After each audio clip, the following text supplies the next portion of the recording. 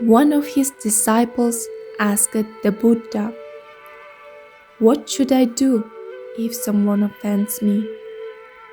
"What would you do if a dry branch fell from a tree and hit you?"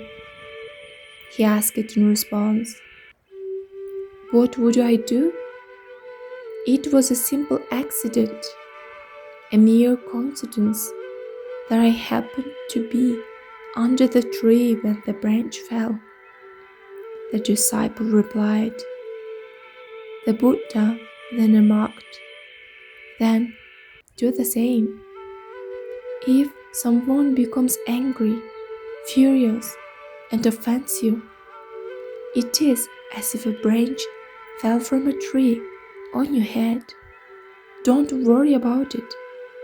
Go on your way as if nothing had happened."